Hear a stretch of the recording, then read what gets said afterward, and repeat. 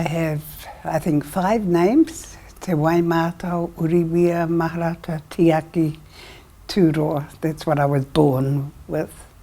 Each name I carry was one of my ancestors who had the gift of second sight. And so when I was born, and the way I was born, I was given all the names to make sure that I would continue the line of the shaman or of the Matakite. And that's why I carry all those names. My name means cold water, which is Te Waimātau Uriwia. I never liked them, of course. When I was young, I didn't want to be called cold water because my mother used to say, "You should be very proud of that name. It is your uncle was dying and he was calling out for cold water and you were born." Well, I really didn't think that was a good way to be named, but you know, as in later years, I accepted my names and also the responsibilities that went with those names. And I have been working from a very, very early age. I had a deep gift, if you like. I could see both the seen and the unseen world. At one stage, I didn't realise that some of the worlds that I was seeing was not being seen by others. So it was only later that I realised that the 2 worlds were mixed up, you know. But I also had a great-grandmother who also could not tell the difference between the seen world and the unseen world, you know. So I guess it's a gift. I grew up, in fact, sadly, my mother was afraid of me. So I gravitated more towards my father, and my father taught me a lot, but I didn't find out.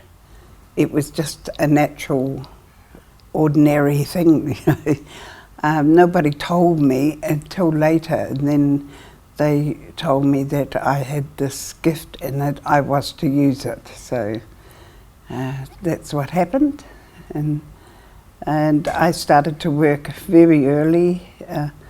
Started to see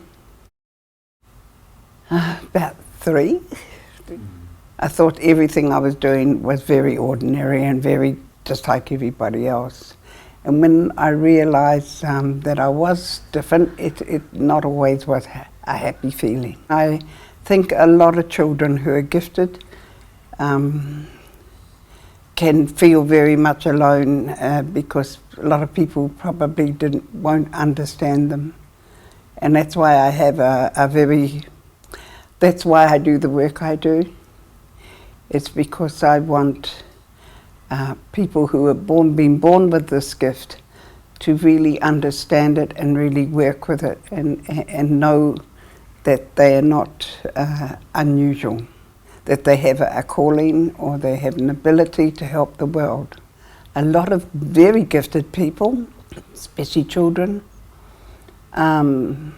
or going into adults, are normally lost people. They normally feel very lost, and a lot of them end up in mental institutions. You know, a lot of the psychiatrists and psychologists will probably tell you there's some very gifted people there that know so many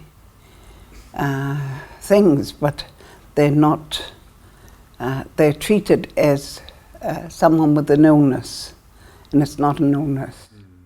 I recognise gifted people very quickly.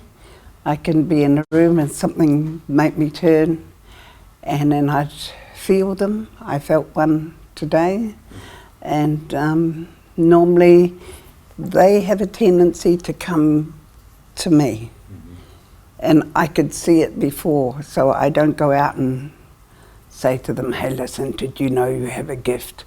Normally they will find their way to me. There's something, an energy that I emanate pulls them, and then they just sit down and just talk. And then from there, I mentor a lot of gifted students, and you know, I can't teach a person how to be gifted. You're either gifted or you're not gifted. But I can mentor them, and I can help them open up in a gentle way and a good way. Part of their destiny is to change people's lives. You know, as a healer, it could be a healer, could be just by touching somebody, could be seeing the energy. And I didn't have teachers except my father, and he was only there till he died when I was 10. But I never had any teachers. I was taught by spirits. So in many cultures, and especially in my culture as well, we had been colonized. The first thing that they do is to separate us. And so we always had shamans or tohungas. And the first thing that they did was to create a law called the Witchcraft Act or the Tohunga Act, and that was to break them away from their spiritual life, because in that way they had control over you. So they did that in just about every country I know. I hear stories, the same thing that they did there. So then you feel that separation, and you know, a lot of people lose hope, especially if you have this spiritual thing inside. Austrians, Germans, everywhere, Swiss, they all have that, you know, but that's why I'm here, really, to help them reconnect with the nature around them, with the medicines, because they lost that in the Dark Ages. They had it ripped from them, really, and you can see it in the people, you know. Sometimes you can see the pain that they brought over from ancestral pain. If shamanism or tohungaism was not meant to go on, then all the acts and all that would have killed it. Would it just evolved into something else? But it didn't. Shamans are still being born. So that tells me they are the part of the culture of all the people, and they are there to help the societies, you know, to work with them. This part of the magic that they have, this part of knowing. One of my biggest jobs here is, even though I never set out to do that, it just happened. I create families. All my schools and that, they become very, very close families to each other. They support each other. Even if one person is having a problem with finances, the others gather together and they help that person, and the bonding is very strong, and they come close and they become a family. So it's making me think that that's what is needed in the world, is to become family and then extended family. So, but you're all interdependent and you all share, and it's happening in a natural way. I certainly didn't have it in any of my teachings, but I've got them to support each other in small groups, and then they just do it naturally. Only takes one teachings, and then they keep in touch with everyone, and they help each, you know, not just in the teaching. Most of the connections that they have is, I only come 2 times a year, but they hear the whole year round, and so it does work. There are changes, and they are happening in a really good way. A lot of them work with distant healing, A lot of them discover new ways that they can heal. I don't tell them how to heal. I just help them to open up and discover their own inner abilities. You know, everybody's different. And so I just teach them to accept what they do is right. I think a lot of cultures, indigenous culture, medicine woman, medicine man, their approach to nature is quite the same. You know, the nature is part of you and you're part of nature. Your respect for each other, your understanding of the trees, the mountains, the rivers, the seas, that's all very, whether you're in Aboriginal, whether you're North American Indian, whether you're Chippewa Cree, whether you're Maya or Maori, that's the normal part, is this respect to Mother Earth and to Sky Father, to the animals and the creatures and nature, and how nature teaches you and talks to you and how you know how to listen. Whether it's in stones, it's everything, you know. We say in the beginning there was nothing. And, you know, and then there was darkness that lasted long, and then there was light, as small as a glow of a glowworm that broke the spell of night, and then our world began, you know. That's a common myth that we all know. We can all recite it. And most of people who have not moved away and who have practiced in the way that their culture has taught them all have that understanding. So there's nothing. They may have different ways of healing.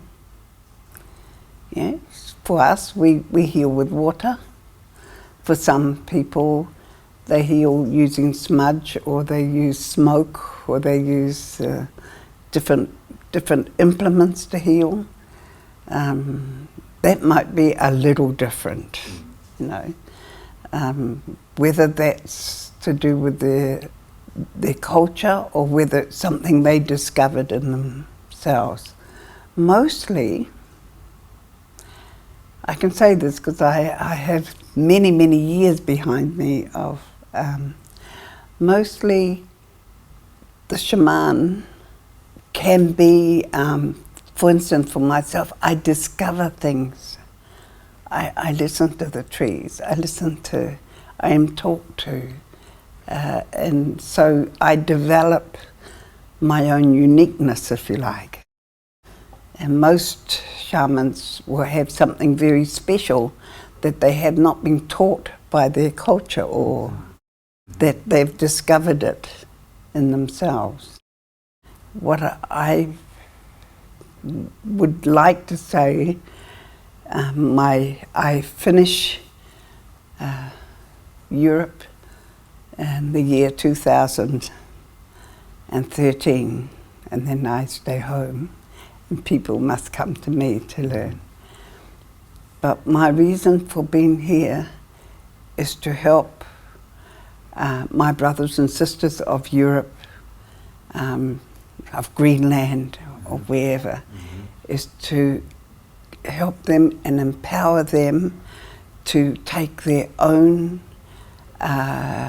responsibilities as their own indigenous shaman.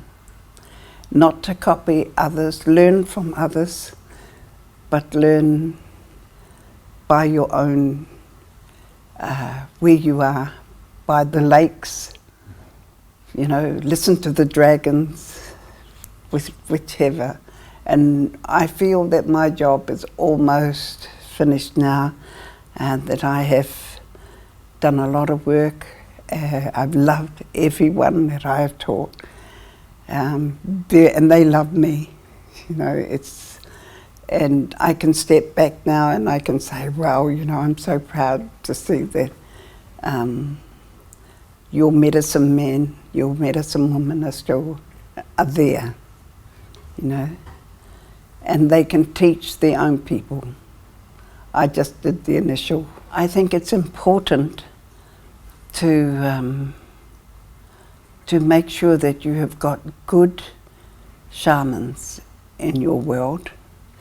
Shamans that get their teachings from the inside out. Shamans that know how to receive from nature and that. And shamans that will not fall back on techniques. You know, which is very easy if you don't trust yourself. So the most important thing for the shamans of Europe is to trust that they're receiving that information with love and to give it with love, you know. And then they won't fall back on trickery, if you like.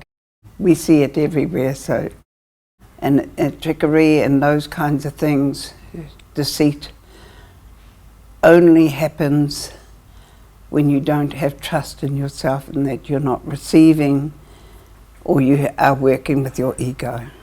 I don't know if I struggled in my own development. I don't really think I did because I was a very open person, so I didn't have a problem not believing what I was receiving. And also, if you've listened, if you observe somebody gifted, whether it's a singer,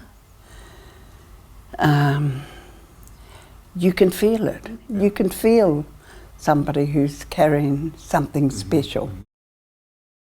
You don't have to see it with your naked eye. You can feel it or sense it, you know, and it's an energy that they have that draws people. We say you have to be an artist to be a shaman.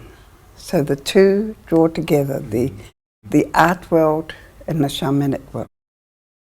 You know, when I sit up in a seat and I start to work, I have a blank, totally open, and then suddenly everything just happens just like that. But then we don't leave room for spirit. So I learned to trust that I can sit there and then everything comes, because I need to feel the room. I need to pick up the energy. I need to give the message that the people need to hear at that moment. And I can't do it unless I'm open, and then it just all happens. I certainly didn't know what I was going to do. The people are the ones that you need to give the message to. You need to give the message to their heart, not to their ears and their intellect. In fact, maybe if you hear some of them, I'm sure, I've done this work long enough, that they will just know that they've been given something. I can't do that. You have to trust that you are a servant and you are here to work with love. And you have to trust that the words will be given to you or for the people who are there. You know. I had some people come to me afterwards to ask for help. One, I don't even know the person, came to ask for something special with a relative of his who mentally cannot get any better than what he is. Can I help? All the doctors say they cannot change it. And automatically the words were given to me, this person is very happy. And so I asked the question, is this person happy? And they don't know that they're different? And he said, yes. So I said, he doesn't need help. You need help. You need help to accept, not to want to change something. And maybe that's the reason why this person came into their lives, is to teach them about love. How to love unconditionally, not to be ashamed, not to want to make somebody into what you think they should be made into. Then those are not easy things to accept in families, but yet these things do happen, you know. I'm here with love, for love, from love. And a little song. It's called May Love, Peace and Harmony be with you always. And Angelica will accompany me from there.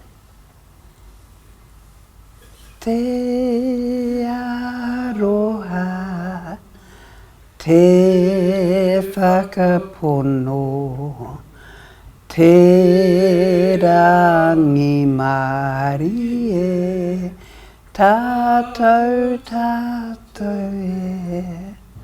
Te aroha, may love, te whakapono, may harmony.